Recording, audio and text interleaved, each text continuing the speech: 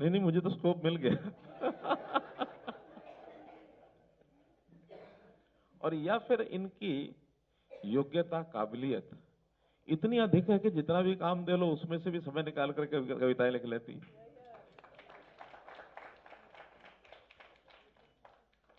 तो ये एक दुर्लभ गुण है इनमें, जो इनकी पहले अंग्रेजी की कविता छपी है, a life of the light, फिर हिंदी की है जरा सी धूप, फिर वक्त के उजाले में, और चौथी फिर अंग्रेजी में है पैट्रियट और ए कलेक्शन ऑफ पोएम्स।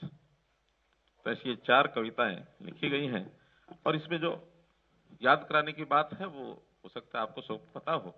जब ये पहले इन्होंने लाइफ ऑफ लाइट जब कविता संग्रह ये हुआ, तो स्वर्गीय खुशवंत सिंह जी ने उस समय जो पंक्तियां कही थी वो पढ़ने लायक है। अंग्रेजी में ही कहा उन्होंने, her writing displays a powerful yet enduring mixture of simplicity and depth, whether it is a bitter sweet after loss of remembered love or the existential questions. I have little doubt with the publication of this collection, we will see the emergence of a new star in the galaxy of Indian poets. तो बहुत अच्छा एक इनके बारे में वर्णन किया गया। वही अब सब हम समझते हैं, जानते हैं कि ये काम अपने आप में आसान नहीं है, बड़ा कठिन है। और जब कठिन काम होता है तो उस भावना को उजागर करने के लिए वास्तव में जो कृति होती है उसी में से चीजें निकलती हैं। कोई भी जो इस प्रकार के उद्गार प्रकट करता है, चाहे वो पद्य में, चाहे छंद में, कविता में अथवा अन्य प्रकार से, तो अपने मन के विचार तो आते ही हैं। तो उस प्रकार के विचारों का वर्णन हमारे कौशिक जी ने भी किया है, हमारे त्रिखा जी ने भी किया है। इनके कविताओं में से एक कविता जो अच्छी लगी मुझे, तुम इस पल को तराशते रहो, तुम इस पल को तराशते रहो, वो चट्टान लगे तो क्या, तुम्हारा नया बुद्ध उसी में नेहा है। तो आशा भरी एक बात कि आशा में बहुत कुछ है। मुश्किलों का अंदाजा चेहरे से मत लगाना, मुश्किलों का अंदाजा चेहरे से मत लगाना, क्योंकि कोविड के दिनों में सबके चेहरे ढक गए थे जब मास्क पहना था। तो इस कविता का शीर्षक भी मास्क है। मुश्किलों का अंदाजा चेहरे से मत लगाना, तुमने अब पहना है, हम तो बरसों से मुखौटों के माहिर हैं। इसलिए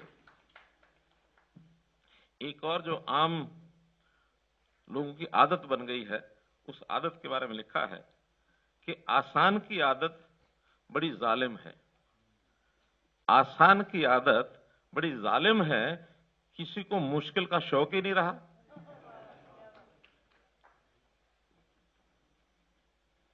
अगली कविता, हर एक ख्वाब की मियाद। वो कहते हैं ख्वाब आते हैं, सबको आते हैं, लेकिन हर एक ख्वाब की मियाद ये तय होनी चाहिए। हर एक ख्वाब की मियाद तय होनी चाहिए, चाहे पूरा हो या अधूरा हो, बेमियाद नहीं चलना चाहिए। ख्वाब है, कभी तो उसको या तो पूरा हो, नहीं तो छूट जाए। आगे, एक जुनून की एक उम्र होनी चाहिए, उसकी फिराक में या पाने में, वो भी उम्र तय होनी चाहिए। उसकी फिराक में या पाने में, जीने में या गंवाने में, सब्र और कोशिश की एक हद तय होनी चाहिए। सब्र की और कोशिश की एक हद तय होनी चाहिए। तो कविताओं का संग्रह अपने आप में बहुत कुछ बोल जाता है। व्यक्ति का जो हौसला है उसके बारे में भी बहुत सी कविताएं ऐसे लिखी गई हैं कि कितना हौसला उसमें हो सकता है, कितनी ऊंची उड़ान भर सकता है।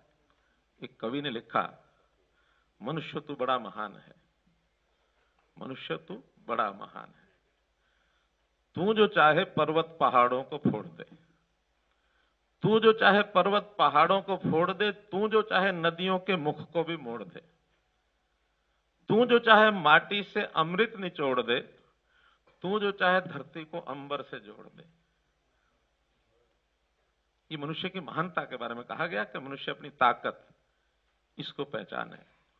जैसा कहते हैं कि भगवान राम जब श्रीलंका जा रहे थे सीता माता की खोज में, तो बीच में समुद्र आ गया। और समुद्र नहीं, उससे पहले की घटना है जब हनुमान जी को कहा गया कि पता लगा के आओ सीता माता का। तो वो जब जा रहे थे, समुद्र आया, लंका जाना था, श्रीलंका जाने के लिए समुद्र को पार करना था। वो थोड़ा घबरा गए, इतना बड़ा समुद्र। तो कहते हैं उस समय उसकी घबराहट को देख करके ऋषि जामवंत आए, और ऋषि जामवंत ने उनको याद कराया तुम कितने महान हो। उस मानता के आधार के ऊपर जिन्होंने याद आया तो एक छलांग में वो समुद्र को पार करके श्रीलंका पहुंच गए। मनुष्य की महानता के बारे में एक कविता लिखी।